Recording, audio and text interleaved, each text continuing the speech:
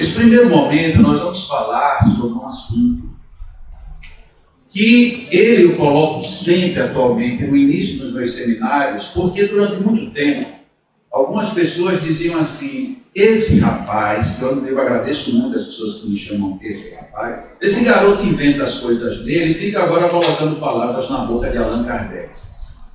Para evitar qualquer dúvida, eu escrevi um livro chamado Reavaliando Verdades Distorcidas, está aí a capa dele, não dá para perceber bem, mas depois lá fora ele está à disposição.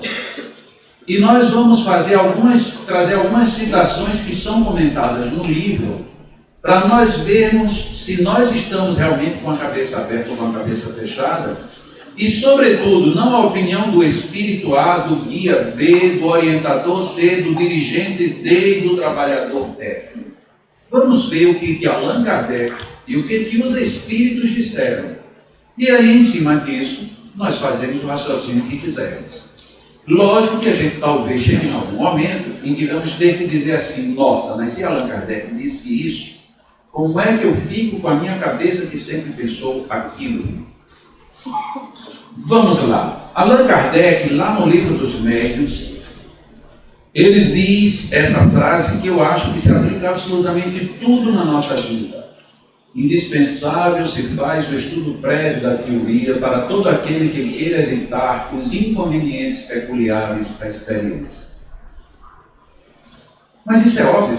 Qualquer coisa que eu queira fazer que tenha uma prática, a prudência me manda que primeiro eu estude a teoria. Acredito que aqui basicamente ninguém discorda disso. Mas na prática espírita quase todos discordamos, porque fazemos o contrário. Primeiro eu sinto uns arrepios, depois umas coisas me levam com a sessão, eu faço, eu aconteço, eu vejo, eu não preciso porque o guia me diz, porque eu já nasci com isso, eu já trouxe de outra encarnação e a gente tem desculpas para tudo. Mas você já leu Allan Kardec? Já, eu tenho, inclusive lá na cabeceira, assim, na cabeceira não, mas você já leu. E aí a gente vê que a leitura está lá embaixo. E se a gente for estúpido de perguntar, e você já estudou, aí é um problema sério.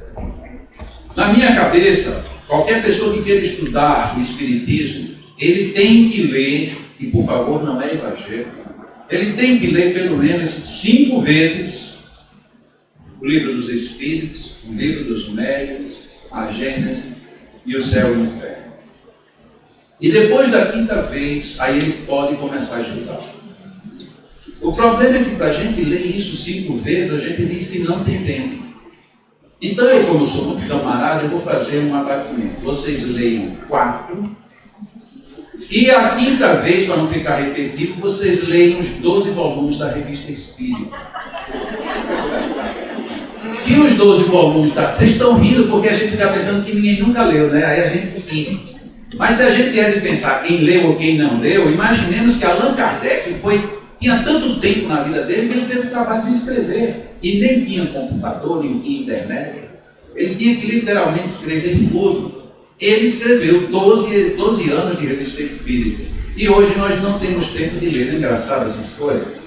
A Revista Espírita, durante muito tempo, a gente não leu porque era cara e era difícil de encontrar. Hoje ela é de graça, você baixa na internet e lê sem pagar um centavo. Se você quiser imprimir, você vai imprimindo de página em página, não precisa nem imprimir tudo de uma vez. Então o custo hoje se diluiu. Mas quem é que lê Revista Espírita? Quem não tem o que fazer. Eu, por exemplo. Eu estou muito desocupado e aí quando eu não tenho o que fazer, eu vou ler Revista Espírita, vou reler livro dos Espíritos. É coisa de quem não tem o que fazer isso. Mas vale a pena. Só que aqui a gente entra no primeiro sinal. A teoria a que Allan Kardec se refere, eu acho que é aqui, essa teoria, ela obviamente, ela vai ter que atender aos anseios daquilo que a gente quer fazer. E no caso do magnetismo, que aí vamos bem explicitamente para o passe espírita, essa teoria, ela está presa, ela está vinculada a 2 ramos. O primeiro deles, vamos colocar, puxando brasa para a nossa sardinha, a do próprio Espiritismo. Precisamos conhecer a doutrina espírita. E aí nós temos todas as obras chamadas de básicas, que na minha relação às obras básicas, a Revista Espírita está dentro. Temos os outros livros complementares de Allan Kardec e os 12 volumes da Revista Espírita. Isso é conveniente que a gente conheça, que a gente leia, que a gente tenha noção sobre o assunto. Mas além da doutrina espírita, para dar base ao passe, nós precisamos dessa outra teoria. E aqui nós vamos projetar algumas figuras bem rapidinho. Essa primeira personalidade aqui, como o nome dele está aqui embaixo, todo mundo sabe quem é. Mesmer. Anton Mesmer. Franz Anton Mesmer. Então, esse é o pai do magnetismo animal. Ele é quem foi o responsável, nesses tempos modernos, pelo ressurgimento do magnetismo com toda a força para nós. Então, Mesmer, mesmo quem nunca ouviu, já ouviu falar. Mas a pergunta é, e quem é este outro senhor que está aqui ao lado? Aí a gente já começa a se embaraçar. Este outro senhor, quando eu disser o nome, muita gente vai dizer, e quem é? Este senhor é o Barão de Potê. E quem é o Barão de Potê no jogo do bicho? Porque esse é um problema. Esse é o segundo maior nome que existe sobre magnetismo na história mundial.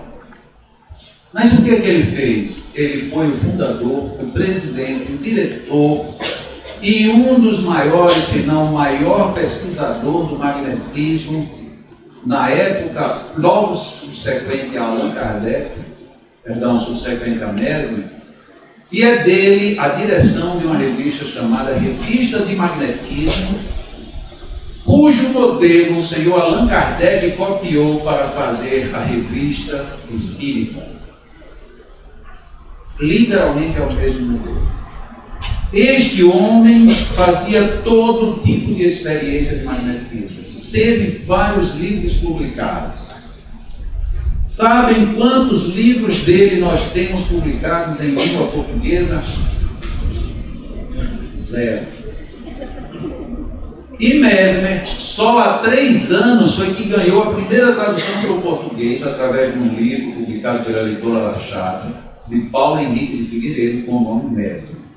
Ou seja, nós brasileiros, aqueles que não leem outra língua, não tínhamos nem sequer acesso à obra de Mesmer, o pai da matéria. Como é que a gente faz uma prática sem conhecer nem ao menos a base da própria matéria, da matéria que nós estamos estudando? Então não conhecíamos Mesmer nem suas obras, não conhecemos Barão de Potê, nem conhecemos nenhum grande nome. E o que a gente conhece por outro motivo. Esse daqui foi o grande experimentador direto e quem foi de fato escrever a parte prática que Mesmer não escreveu. Alguém conhece essa figura? Já viu esse retrato em algum lugar? Marquês de Pusseguir,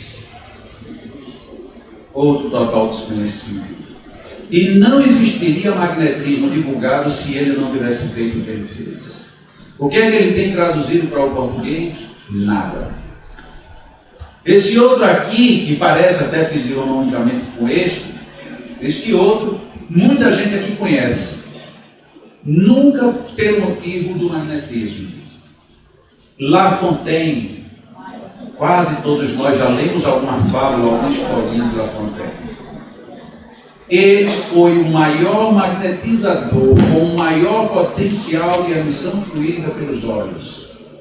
Ninguém na história nunca registrou ninguém com um potencial maior do que o dele.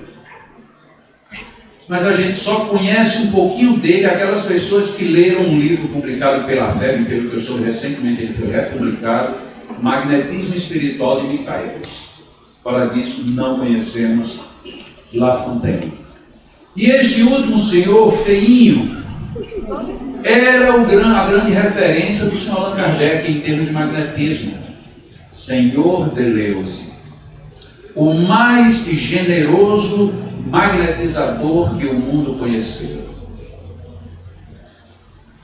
Homens notáveis, todos com obras notáveis, nenhuma dessas obras traduzidas para o português. E aí a gente pergunta, como é que a gente está fazendo ciência se não conhecemos a origem da ciência, não conhecemos a base, não conhecemos os maiores nomes, não conhecemos ninguém. Isso é intrigante. Onde é que nós estamos fazendo ciência de fato? E é fácil compreender. Se algum dos senhores já teve a oportunidade de ler qualquer obra de um desses que eu apresentei, facilmente a gente entende por que não tem traduzido e por que vai continuar sem ser traduzida essa obra. Porque derruba os nossos conceitos. Enquanto eles não tinham mente fechadas, nós temos. Só para dar um exemplo bem rapidinho. Deleuze, que foi o grande orientador do senhor Allan Kardec no campo do magnetismo. Deleuze, quando ele queria estabelecer relação magnética com seus pacientes, ele se sentava de frente para o paciente, ficavam os dois sentados de frente um para o outro.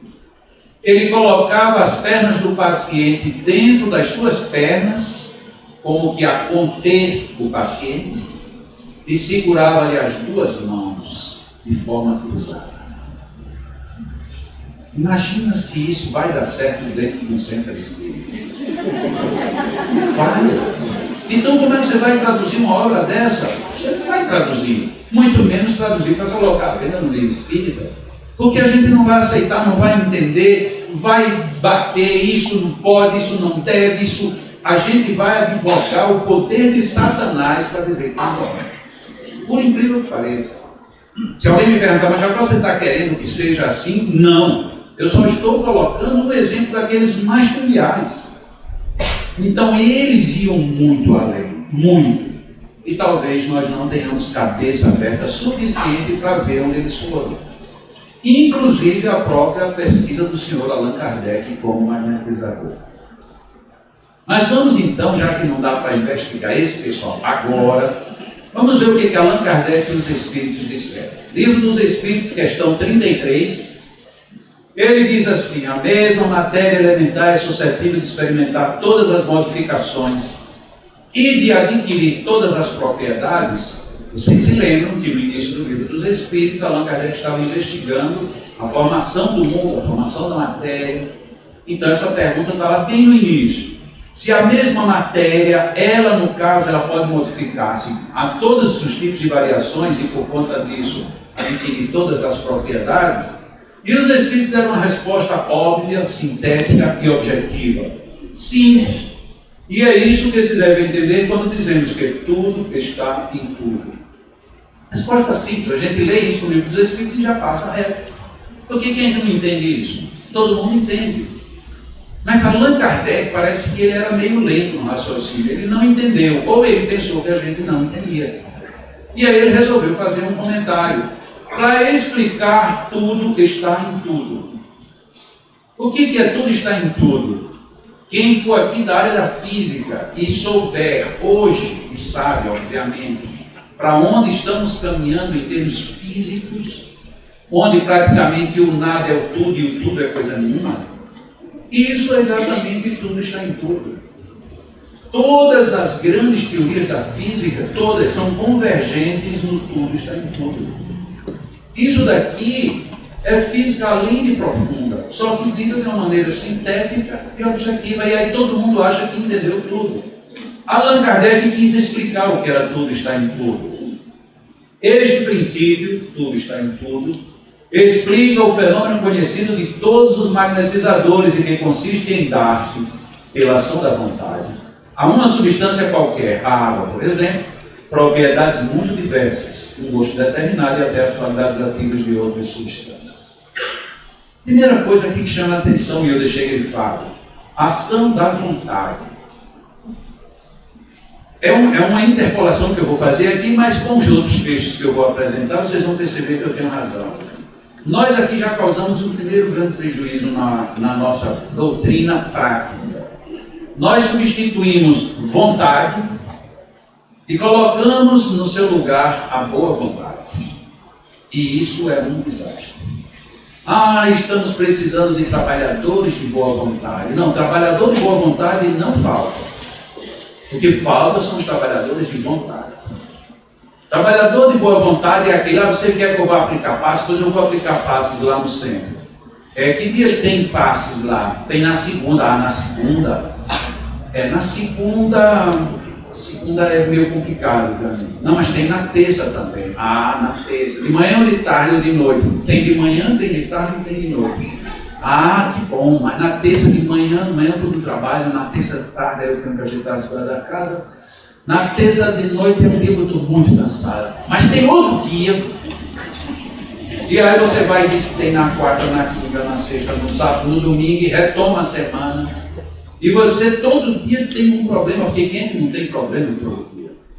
Aí termina você dizendo assim, bom, mas na hora que eu estiver disponível, pode contar comigo. Imagina como essa casa vai funcionar bem.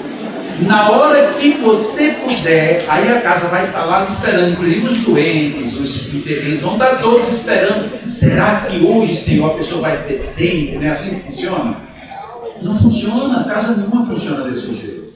A casa funciona assim, diz, olha, meu marido disse que quando eu voltar, minha mala está na rua, mas eu vi.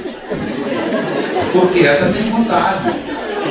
Porque quem não tem vontade, qualquer coisa basta. Lembra aquela piadinha sem graça que o vizinho chegou para o outro? Vizinho, dá para você me emprestar aí 1 quilo de arroz? Os meninos estão passando fome. Ele disse, não dá não, meu vizinho, porque o arroz está todo estendido no varal. O arroz está estendido no varal. Eu disse, quando a gente não quer emprestar qualquer desculpa, sério. É a tal da boa vontade. A boa vontade, ela só faz isso. Leva a gente lá perto e manda dar meia volta. A gente não chega. Allan Kardec fala de vontade. Mas antes ele diz assim que esse fenômeno é conhecido de todos os magnetizadores. Qual é? O fenômeno do que a gente chama de fluidificação da água. Allan Kardec parece que não tinha o que fazer. Ele está perguntando sobre o todo. Aí quando ele vai explicar o tudo está em tudo, ele pega um único item, água fluidificada, para dar a explicação. E continua. Desde que não existe mais do que um elemento primitivo e que as propriedades dos diferentes corpos são apenas modificações desse elemento, olha que física profunda é essa daí. O que se segue é que a mais inofensiva substância tem o mesmo princípio que a mais deletéria. Ou seja, o princípio de tudo está remontando a uma matéria base. De uma certa forma, Albert Einstein, quando queria descobrir uma unidade universal de elementos de força, ele está querendo criar um campo unificado. É voltar para o princípio em termos de energia, em termos de matéria propriamente dita, em termos de todos os campos. No fundo, estamos todos voltando para o mesmo princípio. E Allan Kardec conclui: transformação análoga se pode produzir por meio da ação magnética dirigida pela vontade. Ele reforça a questão da vontade e aqui agora ele dá um novo sentido, o sentido de direção. É preciso que a vontade receba uma direção para que a gente fluidifique uma água. Se a gente parasse aqui, a gente já ia ter o primeiro problema na casa espírita. Qual é o primeiro problema? Todo mundo chega, coloca a água lá para fluidificar, quando termina vai buscar que a água está fluidificada. Tá? Aqui tá. Onde é que está a vontade e a direção dessa vontade? É uma primeira pergunta. Mas até aqui pode ser implicância de Jacó. Vamos um pouco mais para frente. Questão 424. Por meio de cuidados dispensados a tempos, podem reatar-se laços prestes a se desfazerem e restituir-se à vida um ser que definitivamente morreria se não fosse socorrido? Pergunta boba. Se a gente lê com calma, ela já deixou de ser boba. Por meio de cuidados dispensados a tempo, portanto, ele tem um momento em que você tem que fazer isso. Será que a gente pode reatar laços? Reatar. Eu só reato algo que está ou se desfeito ou se desfazendo. Que está prestes a se desfazerem, ou seja, a pessoa morre, não morre. E podemos restituir à vida um ser que definitivamente morreria se não fosse socorrido. Ou seja, Allan Kardec colocou os espíritos no canto de parede. Eu não estou querendo que você venha com essa história e dizer, não, mas chegada a hora todo mundo vai. Ele não queria, ele queria uma resposta objetiva. A pessoa vai morrer, os laços já estão se desatando. Se ninguém fizer nada, ela morre, não tem jeito. A gente tem como fazer alguma coisa e essa pessoa não morrer? Essa é a pergunta de Kardec dos espíritos. E os espíritos responderam. Naquele primeiro momento, Allan Kardec falou sobre magnetismo. Era Allan Kardec. Aqui a resposta dos espíritos, sem dúvida, e todos os dias temos a prova disso. O magnetismo, em tais casos, constitui muitas vezes poderoso meio de ação, porque restitui ao corpo o fluido vital que lhe falta para manter o funcionamento dos órgãos. Os espíritos responderam dando uma equação definitiva. A morte é o final do circuito vital. E dependendo, você pode reinsetar esse circuito vital. Como? Doando magnetismo. A pergunta é: magnetismo o quê? Humano ou espiritual? Humano. Esse magnetismo que os espíritos e Allan Kardec falam o tempo todo é o magnetismo humano. Quando ele fala de espiritual, ele faz a referência. Magnetismo humano. Sabe onde é que a gente entra com cheque? Quando alguém nos diz assim: o mundo espiritual me deu uma moratória. O mundo espiritual, ele consente que seja dada, mas a moratória quem dá é o encarnado. Se não tiver quem doe fluidos, se não tiver como o mundo espiritual pegar fluidos animais, não tem condições de sobrevivência. É estranho isso? É estranho, porque a gente se acostumou de que os espíritos fazem tudo. Meu pai, eu ia fazer uma palestra num sábado à tarde, quando minha mãe me telefonou dizendo: venha ver seu pai. Eu disse: mamãe, eu vou fazer uma palestra. Eu disse: venha, porque se você for fazer a palestra, você não vai ver seu pai com vida. Seu pai está no momento da morte. Eu fui ao hospital, meu pai estava totalmente inchado, entubado, tinha tudo em tudo quanto era canto. Mal falava, a língua era desse tamanho dentro da boca, a gente não entendia o que ele falava. E quando eu cheguei lá, com muito sacrifício, entendi ele me pedir que queria ir para casa. Eu liguei para o neumologista. Ele disse: seu pai não tem condições nem ao menos da gente movê-lo na cama, quanto mais de tirá-lo. Liguei para o cardiologista, ele disse: Jacó, o quarto que meu pai estava era o mais próximo que tinha do elevador, não dava nem 20 passos de distância. Ele disse: se você tirar seu pai com todos os cuidados, ele não chega com vida no elevador. E tem mais, prepare-se para até segunda-feira, vou relembrar, isso é um sábado à tarde, até segunda-feira você vai enterrar o corpo do seu pai. Eu volto, digo para ele que não tem condições de ele sair. E naquele momento eu abraço o braço dele e comecei a doar fluidos. Lógico, estava com o coração totalmente partido e eu tinha que fazer a palestra. E no final da palestra eu ia passar no aeroporto, pegar um companheiro que estava vindo de São Paulo para Natal. Quando cheguei no aeroporto, peguei o amigo, pedi desculpas, dizendo que ia deixá-lo no hotel porque meu pai estava muito mal e eu ia direto para o hotel, para o hospital, porque eu acho que ele inclusive já poderia até ter desencarnado. Quando eu cheguei no hospital, eu passei por mentiroso. Meu pai estava desinchado, os rins voltaram a funcionar, o coração voltou a bater normal. E depois desse dia, na segunda-feira que ele seria enterrado, ele recebeu alta. E viveu quase 3 anos. Onde é que está a moratória na história? Está na carga vital que ele recebeu. Sem carga vital, ele não teria como reverter aquele quadro. Mas os espíritos devem ter feito, devem ter feito coisas que a gente jamais vai saber o tanto. Mas precisavam do elemento, que era o fluido vital. E isso é o que os espíritos estão dizendo. Porque se não fosse isso que eles queriam dizer, eles diziam: sem dúvida. Tanto que todo dia tem pessoa que se acidenta, o hospital vem e leva, o médico aplica um remédio e a pessoa fica boa. Mas aqui os espíritos não falaram nem de remédio, nem de médico, nem de coisa nenhuma. Nesses casos, o magnetismo, muitas vezes, ele funciona porque restitui o fluido vital ao corpo. Este é o princípio. A gente lê isso. Vejam de onde é que nós estamos tirando o livro dos Espíritos. Mas às vezes a gente não percebe o que ali está. Ainda no livro dos Espíritos, questão 483, Qual a causa da insensibilidade física que se observa em alguns convulsionários, assim como em outros indivíduos submetidos às mais atrozes torturas?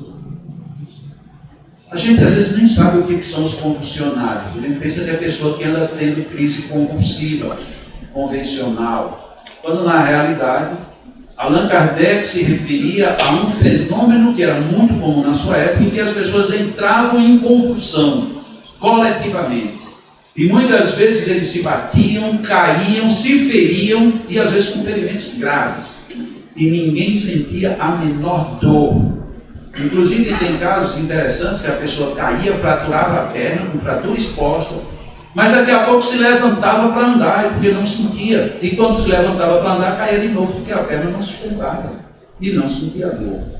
Allan Kardec pergunta aos espíritos de onde é que vem a causa dessa insensibilidade. Em alguns, resposta dos espíritos, efeito do magnetismo, exclusivamente. Em alguns, é exclusivamente efeito do magnetismo, que atua sobre o sistema nervoso do mesmo modo que certas substâncias. Aqui tem uma outra grande lição. O magnetismo atua no sistema nervoso da mesma maneira que certas substâncias. Qual é o defeito dessa frase? Nós não acreditamos nela. É o único defeito. Nós duvidamos disso. E na hora que nós duvidamos, nós deixamos que o mundo esteja hoje como está. Quais são as mais graves doenças do sistema nervoso que a gente sabe e que não tem tido nenhuma solução ou quase nenhuma? Parkinson, Alzheimer e esclerose. Onde é que nós estamos com os nossos passos que não atuamos no sistema nervoso para combater isso? Não acreditamos. Simplesmente duvidamos que isso seja verdade. Porque se a gente acreditasse, a gente investiria na pesquisa. A gente iria sondar onde é que isso funciona. E aí modificaríamos.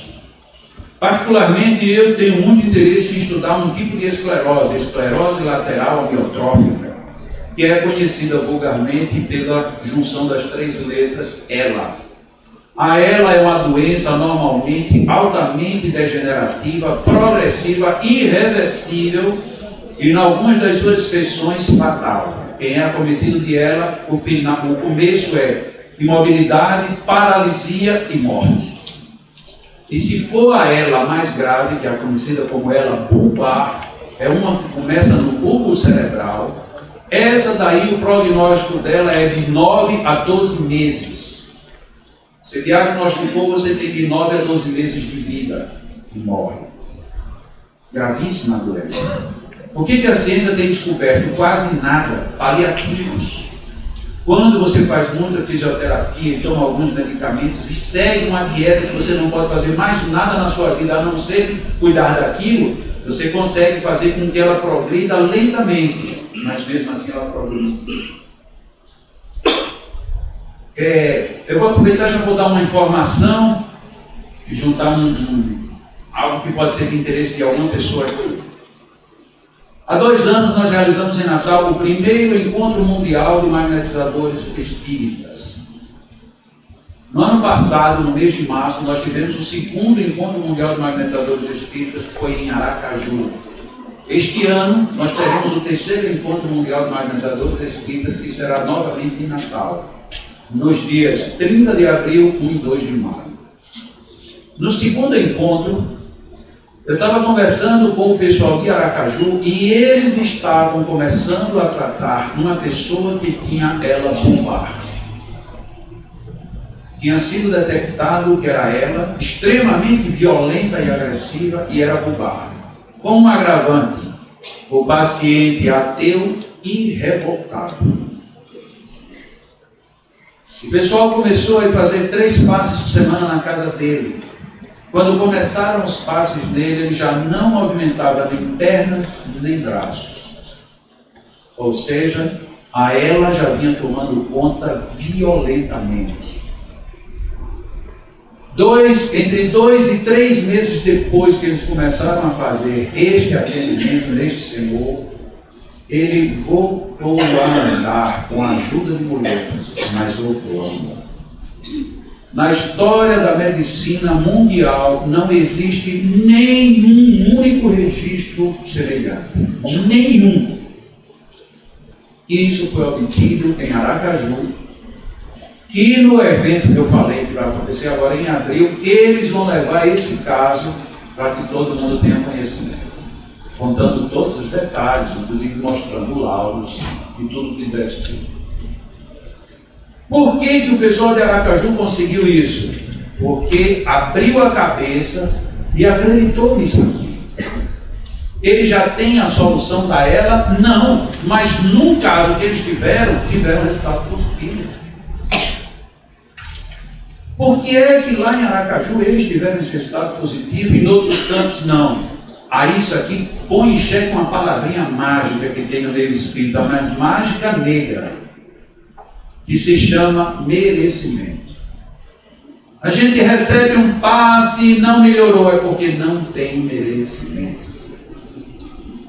Ah, você veio, você estava bonzinho, você está aqui com dor de cabeça. É, você está merecendo. Esse tal de merecimento é uma tristeza. Porque tudo que não dá certo é porque você não tem merecimento. Isso é um problema grave e a gente trata como se fosse uma coisa boba. Olha o que tem gente que está mal atendida, não só nas casas espíritas, como em hospitais e tudo, por conta desse bendito merecimento. Uns porque tem, outros porque não tem. Tem gente que tem merecimento, tem gente que não tem merecimento. A maioria não tem, vence dele. Eu conheço um marido de uma companheira espírita que ele diz: eu não vou ser espírita nunca, Deus me livre. E eu perguntei por quê. Quando ele terminou, eu disse: você tem razão, não seja mesmo nunca. E a mulher dele olhou para mim e falou: como é que você diz um negócio desse para eles? Porque o raciocínio dele está certo. Ele diz que ele fica em casa fazendo tudo que não deve, comendo besteira, assistindo besteira em televisão, não faz absolutamente nada, dorme e acorda bem. Aí você faz a caridade, vai para o centro, abandona a família, sofre, quando chega toda doente e no outro dia não se levanta. Ele diz que isso é o peso do espiritismo, onde você está certo. Só que você vai precisar, num momento, testar para ver se com você é do mesmo jeito. Que pode ser que ela esteja usando o remédio errado, ou da forma errada. Lógico que eu levei na brincadeira aquilo tudo, mas é sério. Por que a gente tem que necessariamente padecer merecimento? Bom, se é merecimento, então é melhor ficar assistindo a Globo mesmo. Porque pelo menos você já pensou, tem pessoas que vão à casa espírita, boazinhas.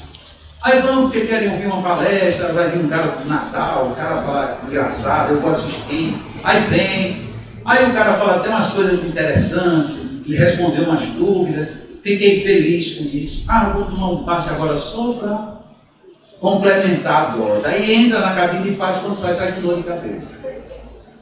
Aí qual é a explicação? Não, é porque os espíritos perceberam que você precisava dessa pancada. Era muito mais negócio você ter ficado em casa, porque pelo menos os espíritos não iam descobrir nunca isso. Não descobre. Aqui em televisão, onde é que ele vai descobrir? Você não está dando espaço mental para eles entrarem. Porque espírito que descobre essas coisas tem que ser um espírito que tem uma missão muito boa. E espírito de missionário não vai ficar lá olhando: na hora que está assistindo a novela da Globo, pronto, é a hora que eu vou chegar. Mas ele não chega, não tem sintonia. Desculpem o tom de brincadeira, mas isso é para a gente começar a pensar de uma forma mais pragmática e positiva. Eu não estou dizendo que não seja melhor estarmos ausentes a determinados problemas. Mas às vezes a gente acha que tudo é mágico, os espíritos vêm de lá para cá, eu não estou gostando daquela maneira como aquele rapaz está olhando. E aí dá uma dor na vista do sujeito. Se fosse assim, a gente estava perdido. Mas vamos em frente. Bom, atua sobre o sistema nervoso. E a gente tem evidências disso. Quantas vezes a gente aplica um passo numa pessoa, a pessoa treme todinha na hora. Diz: nossa, quando chega a sair tudo. Olha, eu tive que fazer muito exercício depois para descomprimir a coluna, porque foi como se você tivesse mexido na minha coluna. É um impacto, muitas vezes fluido, que atinge de fato o sistema nervoso. Porque tem pessoas que às vezes entram na cabine de passe, na hora que você eleva as mãos, vai baixando as mãos da pessoa e começa a chorar. De onde vem esse choro? Não foi encontro de almas, mas não podia ter se encontrado no outro plano. Não, é porque você está ativando, a pessoa está em reflexão, está em meditação, ela está sob descontração, E chega uma pessoa para renovar, para mudar, para fazer uma interferência no sistema nervoso, no seu sistema geral, atinge o sistema nervoso. Então a gente tem evidências disso. Hoje a ciência trabalha com a hipótese da ajuda das terapias alternativas. E quase todas trabalham com manipulação de fluidos. É visível, nos Estados Unidos tem hospitais, tem programas de seguro de saúde que dão descontos se você tiver vínculos provados com clínicas de terapias alternativas. Se você for ligado a determinadas religiões, você tem desconto na sua pólice de seguro de saúde. Por quê? Porque eles sabem que você adoece menos e quando adoece se recupera mais rápido. Porque há interferência no sistema nervoso. Só que na prática a gente demora a fazer isso. Então vamos em frente. Um dia eu estava na Bahia e apresentei isso aí, esse quadro. Não dá para vocês verem muito bem, mas são dois feiticeiros, dois magos. Eu olhei para o presidente do centro, que estava assim bem perto de mim, e disse, eu vou fazer aqui uma revelação que nem o presidente sabe e talvez ele vá se assustar. Mas eu, Jacó Melo, eu sou um feiticeiro. O pessoal riu mais do que vocês riram. Logo eles não foram preparados para o que eu ia dizer. O presidente olhou para mim, baixou a cabeça, e eu sou feiticeiro dos bons. Aí ele entecou a cabeça no joelho e disse, pronto. O seminário estava até começando bem, mas agora não. Mas tem uma vantagem, eu sou um feiticeiro espírita.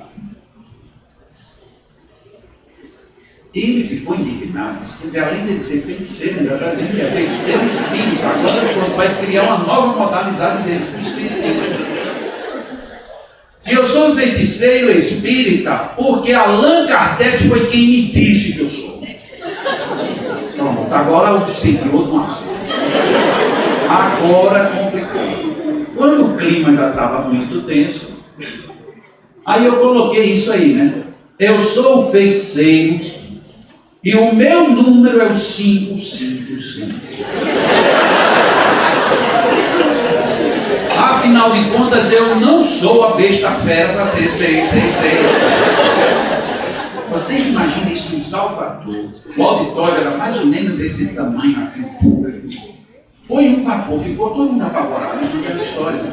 E o pobre do presidente, se ele pudesse, se ele tivesse assim que nem Luciano, ele saía na hora e voltava depois. Ele está voltando agora de propósito. Aí, quando o mal-estar estava muito grande, eu passei a próxima lâmina. E aí o pessoal já começou a entender quando viram isso. Livro dos Espíritos 555. Aí começaram a já entender de onde veio o meu número. O meu número faz alusão à questão 555 do Livro dos Espíritos. Allan Kardec perguntou aos Espíritos que sentido se deve dar ao qualificativo de feiticeiro. Portanto, foi Allan Kardec que tocou no assunto, não fui eu. E vocês já leram isso. Só que parece que não lemos. É impressionante. A resposta dos Espíritos é a seguinte: aqueles a quem chamais feiticeiros são pessoas que, quando de boa vontade, de boa fé, eu sou um homem de boa fé, posso assegurar a vocês que sou. Quando de boa fé gozam de certas faculdades, como sejam a força magnética, eu tenho, porque eu sou magnetizador, ou a dupla vista, eu tenho força magnética e tenho dupla vista. E sou um homem de boa fé, portanto eu sou um feiticeiro espírita. Eu faço esse folclore todo só para mostrar como a gente não lê com atenção. Se você chegar em qualquer lugar e disser que é um feiticeiro espírita, você cuidado com as flechadas, porque vão lhe acertar. Vão. Você vai ser crucificado. Aí quando você mostra isso aqui, diz, não, mas é assim, é porque a palavra é muito pesada. Não, não tem peso nenhum. Está aqui claro. E são os Espíritos respondendo a Allan Kardec. Só que aqui já tem um primeiro problema, dupla vista. O que é isso? O que é dupla vista? Essa é uma perguntinha intrigante no meio espírita. Os Espíritos deviam ter chamado de evidência e não de dupla vista. Mas eles não sabem das coisas, né? Eles não sabem que dupla vista é evidência, aí deram esse nome diferente. Tem pessoas que acham, inclusive, que dupla vista é a pessoa que usa óculos, porque tem a galinha no óculos. Mas o que é dupla vista? Dupla vista é dupla vista. Não tem uma explicação melhor. Você não sabe o que é dupla vista? Não. Mas eu tenho que saber. É dupla vista. E a gente fica assim. E onde é que tem a explicação dessa dupla vista? É num livro muito pouco lido, por isso é que as pessoas não sabem. Num tal de O Livro dos Espíritos. Tem lá esse assunto. É tanto que tem até um resumo grande. Se não me engano, 454, se não me falha a memória, 450 alguma coisa. Está lá, resumo teórico do sonambulismo, do êxtase e da dupla vista. Mas é um texto longo, ele entra nos detalhes. Mas eu não li. Eu li e não entendi. Tá aí. Li ontem, por acaso leu ontem, que já sabia que ia passar para lá hoje, eu leu ontem. Mas o que é dupla vista? Sabe por que a gente lê e não entende? Porque a gente está lendo e está ouvindo. É evidência. Dupla vista é evidência. Aí quando a gente lê aquilo, não, mas não é bem daquele jeito que eu entendi, é melhor ficar com o jeito que eu já entendi do que com esse. Aí a gente deleta aquele. Agora, só que a gente está deletando Allan Kardec e os espíritos. E a gente não se dá conta disso. Allan Kardec, no resumo teórico do sonambulismo, da dupla vista e do êxtase, ele diz textualmente que nós precisamos desenvolver a dupla vista. No meio espírita, isso é palavrão. Apesar de quem diz que funciona Allan Kardec. O que é dupla vista? É um fenômeno bem comum de dupla vista. Você vai conversar com uma pessoa e a pessoa, de repente, ela diz: olha, deixa eu lhe contar um caso. Quando a pessoa diz isso, você diz que eu sabia que neste exato momento essa pessoa ia me interromper e ia dizer essas palavras desse jeito. E aí você diz: pois não. E quando ela começa a falar, antes dela falar, você sabe exatamente tudo que ela vai falar. Isso é dupla vista. É a forma mais simples de se explicar a prática da dupla vista. Uma intermediária. Você se aproxima de uma pessoa e a pessoa está com uma dor e você sente a dor da pessoa no lugar onde ela tem. Isso é dupla vista. Lógico que tem um nome apropriado, mas é fenômeno de dupla vista. Um pouquinho mais avançado. Você é como se estivesse aqui, de repente é como se você sentisse que cochilou, mesmo de olhos abertos, e nesse cochilo você viu alguma coisa que acontece depois ou que já aconteceu. Isto é dupla vista. Mas a gente abandonou isso. Deixamos a dupla vista totalmente fora. E com ela foi embora todos os benefícios que poderíamos adquirir. Algumas pessoas que são feiticeiras, quando elas têm fé e força magnética e dupla vista. Como elas fazem coisas que são ignoradas por muita gente, elas muitas vezes são tidas como pessoas exóticas ou sobrenaturais. Mas Allan Kardec, nesta questão, depois que os espíritos responderam, ele colocou esta síntese fantástica. O espiritismo e o magnetismo, percebamos bem isto, e nunca mais eu acredito que vocês vão se esquecer. Qual foi a questão? Foi a 555. É bem fácil de gravar. Lembra do feiticeiro? Lembra da 555? Não é a besta-fé, é um pouco antes, portanto é 555. Espiritismo e magnetismo nos dão a chave de uma imensidade de fenômenos sobre os quais a ignorância teceu um sem número de falhas, em que os fatos se apresentam exagerados pela imaginação. Olha que coisa séria Allan Kardec está dizendo. A ignorância é quem teceu fábulas em cima dos fenômenos. E ele continua. O conhecimento lúcido dessas duas ciências, por favor, quais são as duas ciências? Muito bem. Os que estão acordados, repetiram, né? Agora os que estão dormindo, quais são as duas ciências? Tem muita gente dormindo, vocês viram, né? Vocês viram. Depois não me digam nada. O espiritismo e o magnetismo. é o conhecimento lúcido dessas duas ciências. O que é conhecimento lúcido?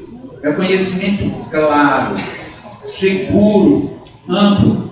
O conhecimento lúcido do espiritismo e do magnetismo, que a bem dizer formam uma única ciência, ou seja, Allan Kardec diz que espiritismo e magnetismo são uma única ciência, não são duas, são uma única.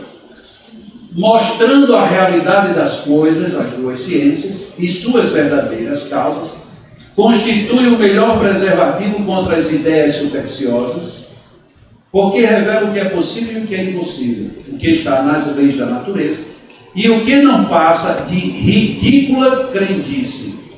Por favor, quem disse isso foi o senhor Allan Kardec, não fui eu. O que a gente tem, que o espiritismo e o magnetismo não explica, mas que todo mundo explica, não passa de ridícula crendice, conforme ele mesmo disse, originado de ideias supersticiosas. Por que supersticiosas? Porque está faltando o conhecimento lúcido da matéria que dá base para isso. A gente não tem o conhecimento lúcido, aí começa a fazer superstição. Tem gente que gosta de dar opinião absolutamente em tudo, e tem gente que gosta de perguntar tudo para pedir opinião. Essa semana eu recebi um e-mail de uma moça que ela disse: Jacó, uma pessoa me emprestou um livro, e quando eu estava lendo o livro, de repente eu vi que das letras saía uma fumaça. O que é isso? Como é que eu devo reagir? O que eu devo fazer? Eu disse: vá dormir, se você tiver com sono. Vá ao oculista se você tiver um problema de vista, ou continue lendo e veja que não é nada demais. Mas a pessoa não gostou da resposta. Disse: não, mas eu queria uma resposta espírita. Digo, a resposta espírita é que dentre os fenômenos espíritas, o único que pode ser levado em hipótese seria a dupla vista. Sugiro que você leia no livro dos Espíritos e se aprofunde no assunto. Acho pouco provável que seja isso, mas é o único caminho que eu conheço hoje que de forma espírita. Lógico que ia ter resposta. E o que é dupla vista? Ou seja, não está querendo a resposta. Está querendo que você vá e chegue num ponto de você dizer: olha, isso aí são as emanações das letras, ficam impregnadas, e as letras começam a brigar umas com as outras para levar uma decepção. Feche o livro e devolva que esse livro está impregnado de maldade. Essa pessoa que me emprestou o livro não presta, está me desejando mal. Aí ela fica feliz. As pessoas às vezes querem isso. Ideias supersticiosas. A natureza não funciona assim, a gente é que quer que ela funcione assim. Eu estava uma vez fazendo um seminário numa cidade e tem duas irmãs que são idênticas, são gêmeas. Mas são idênticas e às vezes eu tenho dificuldade, e até porque cada uma, quando se aproxima de mim, a primeira pergunta que faz: quem sou eu? É um negócio que você tem que saber, cara. Na família é difícil distinguir. Imagina eu que vejo uma vez pergunta. E quando eu cheguei, eu estava indo de carro, e quando eu cheguei um pouco atrasado, porque eu tive um problema no pneu do carro. E já cheguei, não dava tempo de falar com ninguém, já fui entrando. Quando eu fui entrando, eu vi uma pessoa que chamou a atenção por conta da roupa. Porque tem pessoas que se vestem discretamente, um lilás daquele, cheguei, baixei, saravei, arrastando pelo chão e um laço cor-de-rosa, mas era um negócio lindo, no carnaval, aquilo era um sucesso. Quando eu vou entrando, eu vejo aquela cor que me feriu os olhos, que eu olhei e disse: nossa, é uma das duas. É uma delas. E qual? Eu fiquei preocupado quem era quem, porque inevitavelmente quando se aproximasse de mim ia cantar. Mas como eu já tive que entrar, estava lotado, auditório, eu fui já direto, já estava atrasado, fui ligar aparelhos, e aí tive 1h30 para poder ir ficar raciocinando. E eu falava e olhava lá no fundão: meu Deus, é A ou é B? É A ou é B? Até que na determinada hora, é fulano. Aí eu tinha certeza que era. Então, na hora que chegar, eu já estou prevenido. Terminou na hora do intervalo, as pessoas nem deixaram eu sair, um queria perguntar, um queria que eu autografasse e tal, e ali eu não tinha tempo nem de respirar. Quando eu estou de cabeça baixa autografando, eu vejo aquela túnica lilás se aproximando. Aí eu digo: ela chegou. Quando ela se aproximou, eu de cabeça baixa: tudo bom, fulana? Jacó, pelo amor de Deus, me diga como é que os espíritos fazem para lhe dizer isso. Até hoje eu não consegui convencê-la de que não teve espírito nenhum na jogada. Só que eu também não podia dizer, na hora que eu cheguei, eu vi sua roupa ridícula. Eu não podia. E aí o assunto passou de batida. Mas as pessoas ficam incomodadas. Não, você deve ver. Já você não vê nenhuma nuvenzinha, eu digo vejo. Quando o tempo está fechando, eu vejo. Ah, quando a pessoa está muito nervosa, eu disse, não, quando vai chover mesmo. Eu vejo as nuvens. As pessoas querem que a gente veja, que a gente sinta, que a gente se arrepie. Aí como eu estou arrepiado, você se arrepiou também? Ah, eu também. Você tem que se arrepiar junto para se soltar. Aí o outro diz, mas eu nem estou arrepiado, eu disse, pô, já passou em mim também. Você tem que estar mais ou menos assim para poder trabalhar nessas ideias supersticiosas. Então os Espíritos, Allan Kardec diz para a gente que isso não passa de ridícula crendice. Eu não tenho coragem de chegar para um companheiro espírita que disser, não, olha, na realidade, Jacó, quando a gente faz um passe, você não imagina que a natureza, as árvores inclusive se curvam assim, para chocar os frutos. Você nunca percebeu isso? Não. Mas Jacó, não. Mas você não tem nada a dizer, disse, não, eu li uma vez lá no livro dos Espíritos, mas nem vem ao caso. Eu li isso aqui, ridículo aprender isso. Porque tem horas que não dá para dizer, e às vezes eu me arrependo, porque Allan Kardec, eu acho que vocês se lembram, né? Pelo menos quem já leu algumas vezes o livro dos médicos se lembra do caso de duas senhoras que estavam aparecendo efeitos físicos na casa delas, e elas não sabiam, e Allan Kardec foi lá para ver o fenômeno. E aí, através do médico, ele evoca o espírito, e aí o espírito diz, nós estamos fazendo isso porque elas duas são duas fofoqueiras. Aí Allan Kardec disse, não, então eu vou dizer, a paciente disse, não, diga na mar mesmo, parem de fazer fofoca, porque se você disser do outro jeito, elas não vão entender. Tem gente que às vezes a gente precisa se lembrar dessa história, de ter que dizer assim, bem duro. Ainda nesse mesmo item, perdão, agora já na revista Espírita, o magnetismo preparou o caminho do Espiritismo e os rápidos progressos desta última doutrina, portanto, do Espiritismo, são incontestavelmente devidos à vulgarização das ideias sobre a primeira. Ou seja, o progresso do Espiritismo se deveu exatamente ao princípio do magnetismo. O magnetismo foi quem abriu as portas para o Espiritismo entrar. As primeiras batalhas quem enfrentou foram os magnetizadores, não foram os Espíritos. Quando o Espiritismo chegou, o terreno já estava aberto. Dos fenômenos magnéticos, do sonambulismo e do êxtase, até as manifestações espíritas, há apenas um passo. Sua conexão é tal que, por assim dizer, é impossível falar de um sem falar do outro. Ele volta a dizer que espiritismo e magnetismo é a mesma coisa. Você não tem como falar de espiritismo sem falar de magnetismo e vice-versa. Só que aqui ele falou fenômenos magnéticos e ação magnética propriamente dita. Sonambulismo, nós matamos o sonambulismo no espírito. Matamos. Não existe uma prática sustentada de sonambulismo. E o êxtase, menos ainda. Porque, só para situar, quando vocês relerem no livro dos Espíritos, perceberão, na escala o fenômeno é dupla vista, o próximo grau é sonambulismo e o próximo grau de profundidade é o êxtase. Como é que eu vou fazer êxtase se eu não faço sonambulismo? Como é que eu vou fazer sonambulismo se eu não estudo dupla vista? Nós cerceamos tudo isso do Espiritismo. Tudo. A gente acabou com isso. Tem algumas pessoas no meio espírita que colocam com muita severidade o problema da apometria. Sabe por que a apometria surgiu? Não estou dizendo aqui nem que eu sou a favor nem sou contra. Apenas uma observação de fora. A apometria surgiu porque a gente acabou com o sonambulismo. Porque o que é a apometria? A prática de sonambulismo. Só que eles fizeram enxertos que eu particularmente não concordo. Apesar de que tem muitos apômetras que são excelentes, mas por que não são apômetras? Eles são sonambúlicos. Se olharem a literatura espírita em Kardec, perceberão que muito que fazem não é aquilo que se chama de apometria, e sim o que se chama do mais puro sonambulismo. O meio espírita execrou, e até certo ponto com uma certa dose de razão, um médium que trabalhou com Chico Xavier durante muito tempo, Valdo Vieira. Valdo Vieira negou o espiritismo, nega até hoje, fala muito mal, ele não tem sensatez quando se posiciona pelo espiritismo, lamentavelmente. Mas o mais grave dele não foi ele ter criado a projeciologia.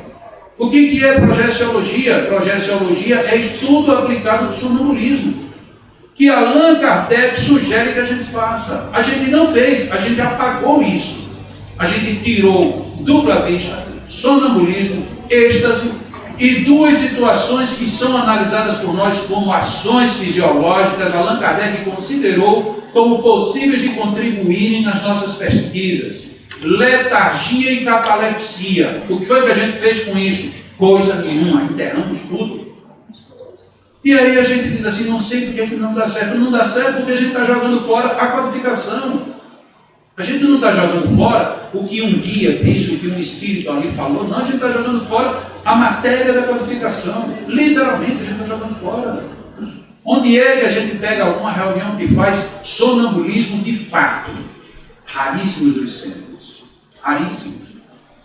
Entretanto, isso é uma orientação de Kardec e dos espíritos. E olha que eu estou falando em um livro dos espíritos, não estou falando aqui do genérico, não. Onde quer que você vá no livro dos espíritos, se fala isso.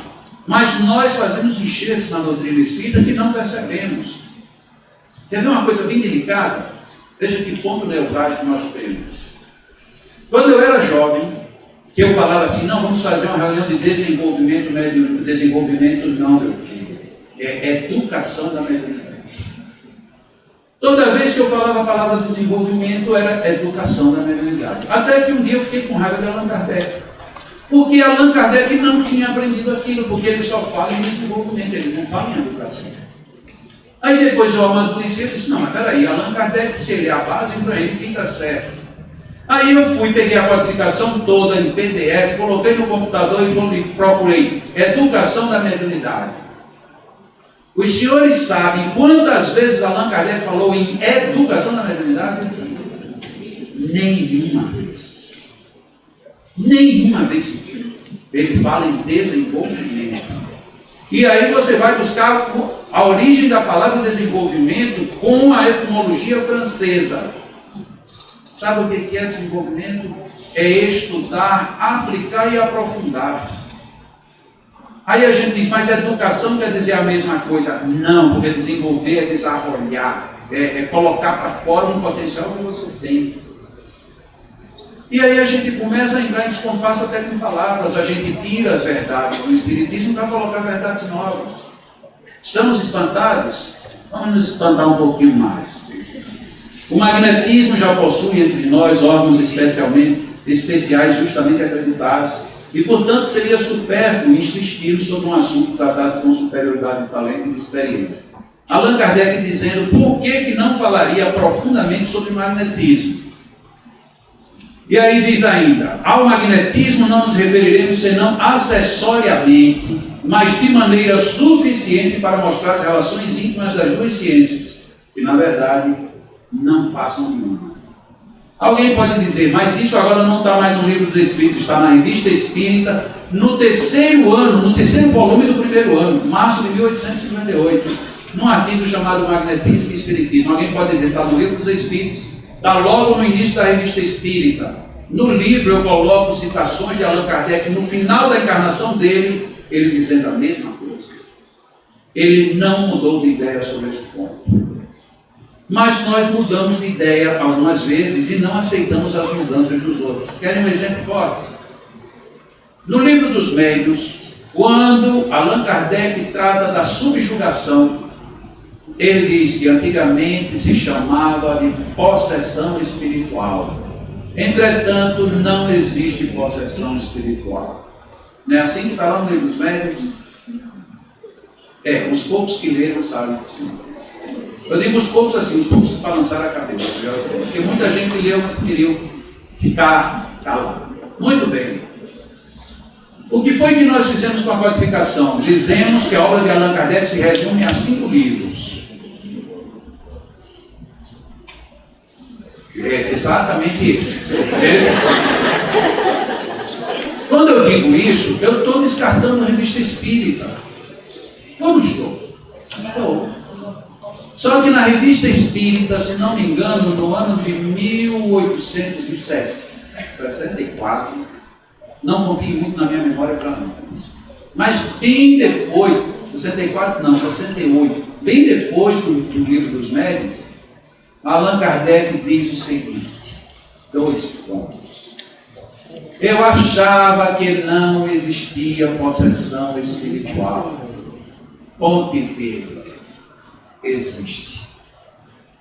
E aí discorre um artigo inteiro sobre possessão espiritual. Na hora que eu fechei a revista espírita e digo que tudo que vale está só naqueles 5, eu fechei a uma mudança de observação do próprio codificador. E aí como é que a gente fica? A gente vai ficar com quem? Porque se a revista espírita não conta, então o que conta? Se na revista espírita foi onde ele pôde apresentar toda a sua face de pesquisa, de experiência, de teste, de aprofundamento, se a gente joga isso fora, estamos perdidos. Então, precisamos ler mesmo revista espírita. E tem outras coisas, se a gente for mexer mesmo na revista espírita, tem coisas inclusive fantásticas. Quer ver uma coisa fantástica de Allan Kardec? Veja a segurança de Allan Kardec. Por isso que eu sou um admirador dele de primeira linha. Allan Kardec, a partir de um determinado momento, começou a receber mensagens assinadas por São Luís, por São Vicente de Paula, por Lamennais, por um monte de espíritos, daqueles que estão na codificação, dizendo que um novo orientador estava para reencarnar. Dizendo que ele iria fazer isso. E foi.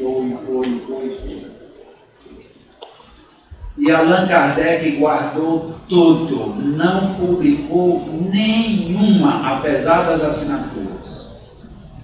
Um dia, ele numa edição, que vão me desculpar mais uma vez, a memória não me permite dizer exatamente onde, Allan Kardec publica numa única revista todas essas mensagens, todas, e não coloca uma palavra sequer. O mundo foi tomado de choque. Então está vindo um novo orientador, está vindo um novo dia, e vai ser assim. Começou o alarido. Na edição seguinte, aí Allan Kardec diz: agora aqui está a minha opinião. Apesar de ter havido o consenso da opinião dos espíritos, apesar dos espíritos serem todos de respeitável admiração, apesar, eu não concordo. Por isso. Não tem orientador para vida. A doutrina aí já está. O grande orientador foi Jesus. Ponto. Esse era o homem que sabia o que estava fazendo. Porque você receber a mensagem de um espírito é uma coisa, mas você receber dos vários, que inclusive assinavam mensagem na codificação, dizendo uma coisa, você ter o peito de dizer: não concordo, dei a eles o direito do público conhecê-las e publiquei-as, mas discordo. Era um homem de uma segurança fantástica, uma segurança que dá medo a nós hoje. Nós temos medo disso. Se alguém diz assim: olha, lá no nosso centro Jesus está descendo, a gente não tem coragem de perguntar: mas qual Jesus? Mas Jesus só tem um. Mas qual é? Ele é filho de quem? De Maria. E quem mais? De José. Mas olha que interessante, o nome do meu pai é José, e o nome da minha mãe é Maria, e o meu nome começa com J, quase que eu sou Jesus também. Muito pouco. Meu pai não era marceneiro, mas trabalhava com pintura e depois foi trabalhar com vidro. Quer dizer, eu estou ali quase sendo homem. Eu sou filho de um José com uma Maria, e não nasci em uma Estivaria, mas nasci em Teresina. Quer dizer, está tudo junto no mesmo pacote. A gente não rejeita, não, porque Jesus é Jesus. Sim, mas que Jesus? Tem tanta gente que se chama Jesus. Mas se Jesus, não estou dizendo que ele é mais Jesus, o Cristo, aí eu duvido. Allan Kardec deixou exemplos disso aonde? Exatamente. Lá no finalzinho, né, onde tem aquelas mensagens. Exato. Olha como vocês estão bons. Todo mundo se lembra que é no Livro dos Médiuns, nas mensagens apócrifas. Está lá a mensagem de Jesus. Allan Kardec colocou e depois colocou a explicação. Não era. Por que não era? Mas nós gostamos do guia, não é o guia que chega dizendo, meu irmão, você precisa fazer força para suportar aquele indivíduo, esse espírito não está comigo. Bom mesmo é aquele guia que chega, meu irmão, não se preocupe que eu estou lhe protegendo. Você nem sabe, pessoas que você nem desconfia o quanto elas estão falando mal de você. Olha que coisa fantástica um guia dizer para a gente. Ah, isso tudo que você está passando, meu irmão, é porque tem uma pessoa, eu não vou dizer o nome para você não se preocupar, desgraçou a vida toda. Porque é duro você dizer assim, você trabalha com 30 pessoas, dizer, olha, eu não vou dizer não, mas tem uma pessoa aí. Você vai ter 29 inimigos, porque você vai olhar para cada um assim, mas será que é? Não acredito, não se mas tem um jeitinho dele. No fundo pode ser, não, mas parece mais com o outro. E daqui a pouco a gente está com 29 inimigos. E aí depois chega o espírito e diz, era brincadeira. Aí a gente vai ficar com raiva. No Laboratório do Mundo Invisível, no Livro dos Médiuns, Allan Kardec estuda um fenômeno que, se fosse hoje, era difícil a gente estudar. Uma pessoa chega para ele e diz assim, ó, eu estava doente.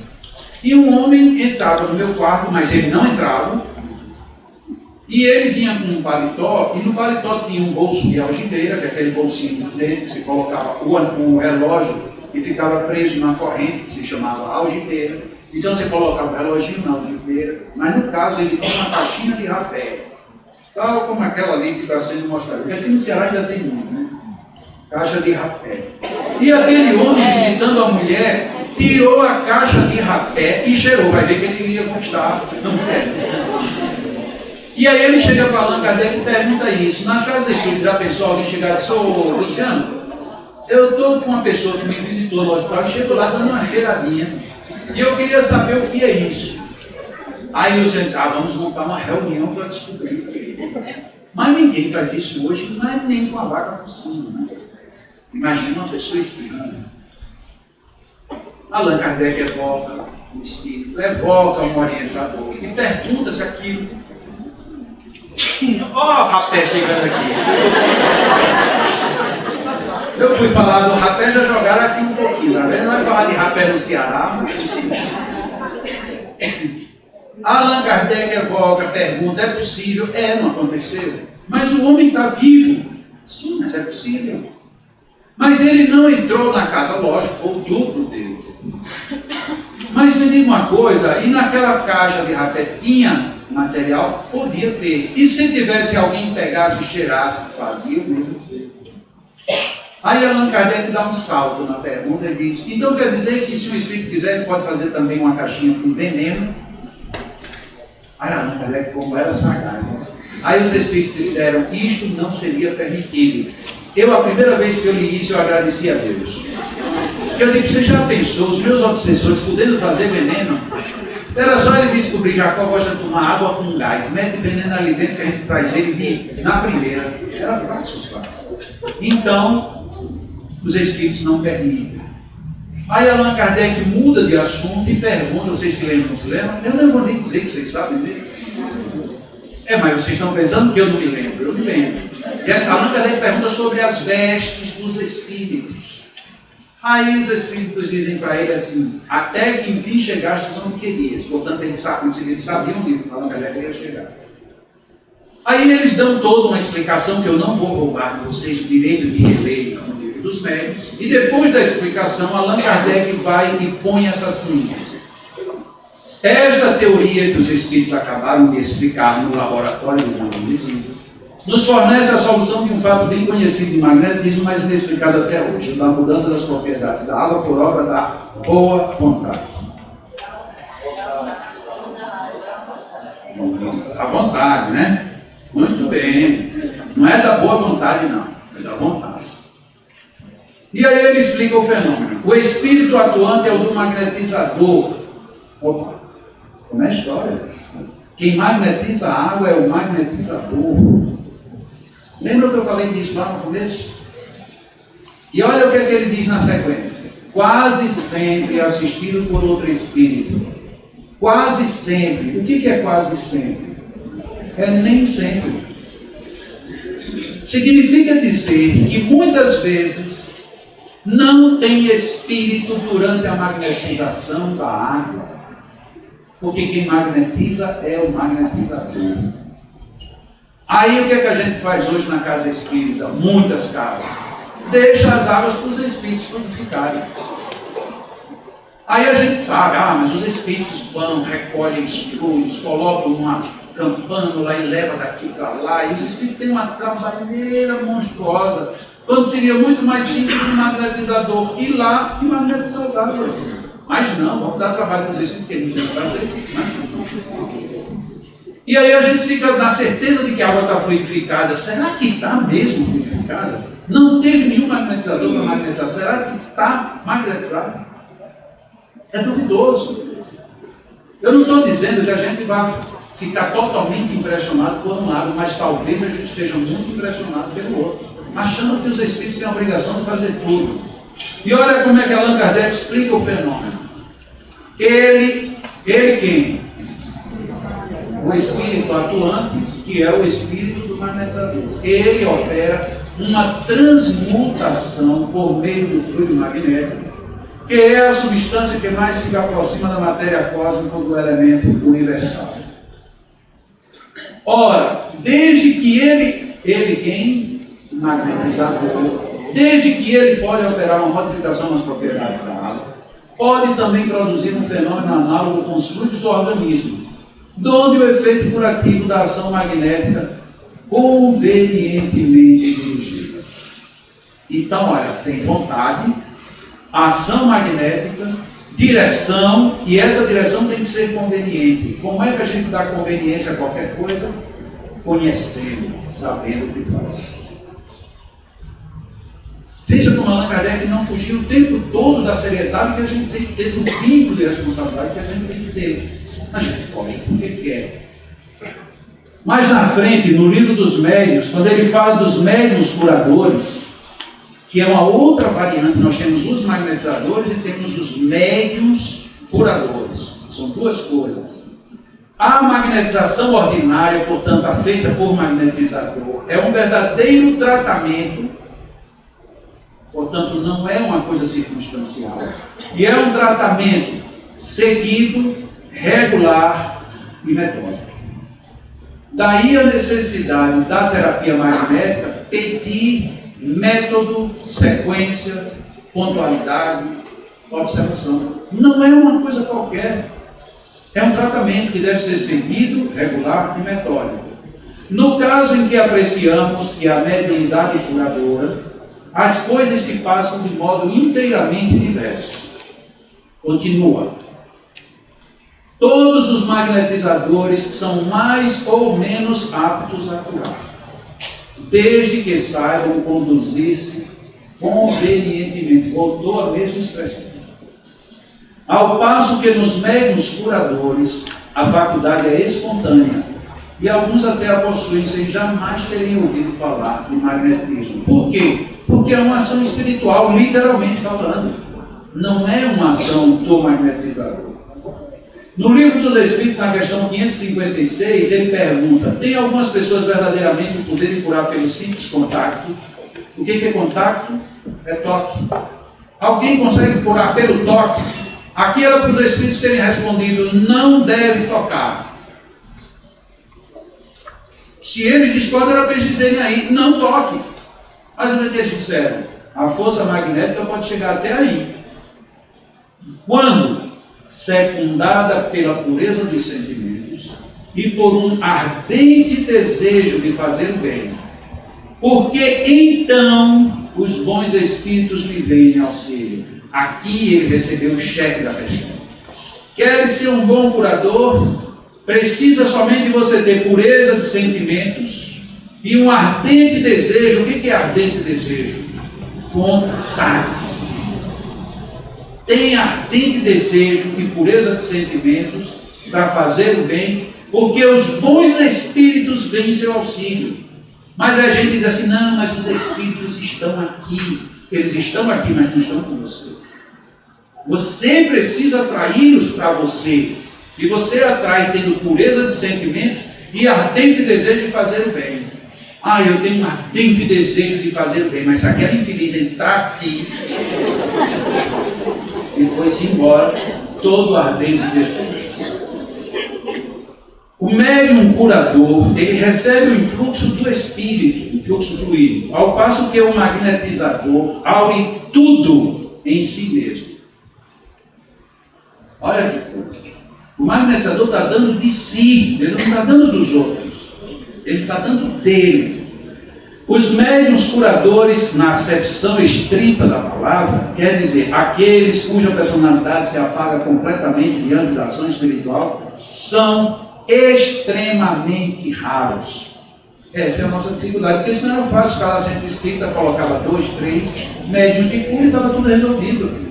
O problema é que eles são extremamente raros, enquanto que os magnetizadores, eu já disse lá no começo da oração, esses podem curar mais ou menos, a depender da sua qualidade. Como o nosso tempo de intervalo chegou, deixa eu só chegar aqui numa frase bem interessante de Kardec para a gente fechar a questão.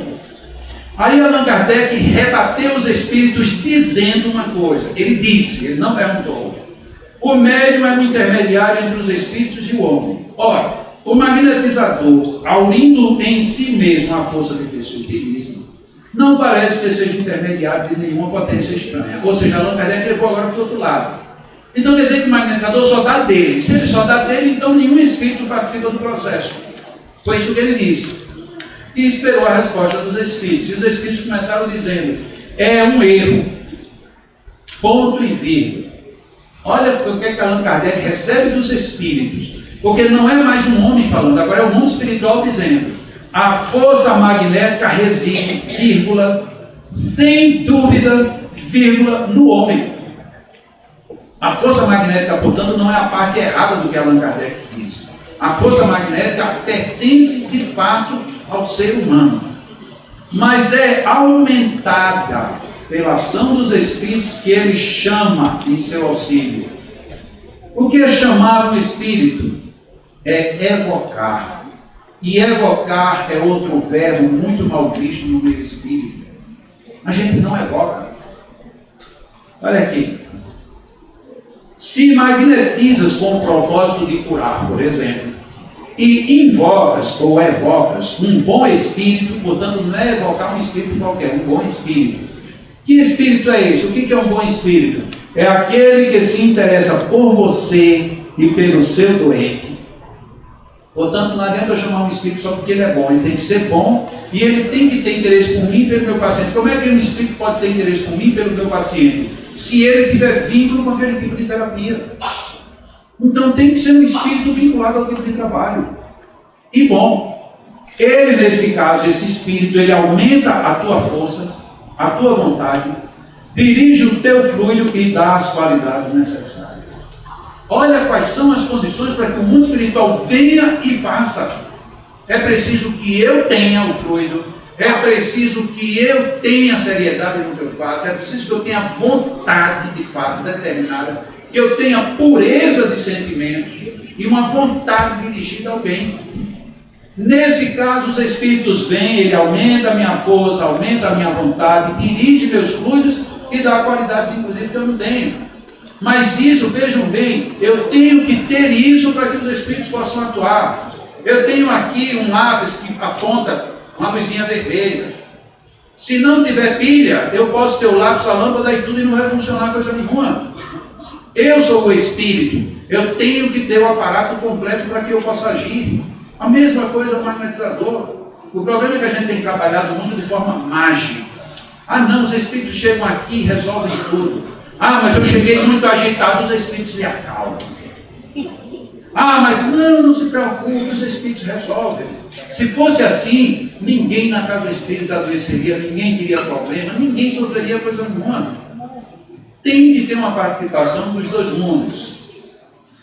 E para não ficar falando só de livro dos espíritos, livro dos médiuns e revista espírita, vamos encerrar com 2 citações do Evangelho. Porque pelo menos o Evangelho eu sei que todo espírita lê. Porque os outros, às vezes, a Gênesis, então, a gente consegue pegar. Já vai. Mas o Evangelho a gente tem ali a cabeceira, tem o evangelho lá, a gente vira mexe abre. E podem ter certeza, a maioria das vezes a gente abre nesse capítulo 19, é impressionante. Vira mexe, a gente abre para lá o capítulo 19, a fé que transporta montanhas. O poder da fé se demonstra de modo direto na ação magnética. Por ser o intermédio, o homem atua sobre o fruto. O homem atua sobre o fruto, né? Agente universal. Modifica-lhe as qualidades e lhe dá uma impulsão, por assim dizer, irresistível. Por que a gente não consegue isso? Porque não tem fé. Daí decorre que aquele que é um grande poder fluídico normal, junta ardente fé, pode, só pela força da sua vontade, dirigida para o bem. Veja que é uma vontade, que ela tem que ter uma direção e um foco. Ele pode se juntar uma ardente fé a um poder fluídico normal que ele tenha, operar esses singulares fenômenos de cura e outros. E aqui vem a conclusão. No mesmo capítulo 19, nesta mensagem, a fé é humana e divina. O magnetismo é uma das maiores provas do poder da fé posta em ação. É pela fé que ele cura e reproduz esses fenômenos singulares qualificados outrora de milagres. Repito, a fé é humana e divina. Eu vou pedir somente, como a gente vai fazer um intervalo assim que terminar essa leitura, eu pediria que a gente sentisse bem o peso dessa frase que vem agora. Inclusive aquelas pessoas que estão dormindo, que acordem para a vida. Olha que frase forte tem no Evangelho segundo o Espiritismo. Se todos os encarnados, portanto não são espíritas apenas, todos os encarnados se achassem bem persuadidos da força que em si trazem, e se quisessem pôr a vontade a serviço dessa força, seriam capazes de realizar o que até hoje eles chamaram prodígios e que, no entanto, não passa de um desenvolvimento das faculdades humanas. Deu para sentir? Não passa do desenvolvimento das faculdades humanas. Não é nada que vem do mundo espiritual para nos transformar e aí começar a acontecer. Nós precisamos desenvolver as nossas potencialidades. Nós as temos, nós já as trazemos desde o mundo espiritual. É uma questão apenas de desenvolver. Como é que se desenvolve isso? Colocando a vontade dirigida para o bem, mas de uma maneira objetiva. E acontece. E como acontece? Depois do intervalo a gente cita alguns exemplos e já entra na matéria.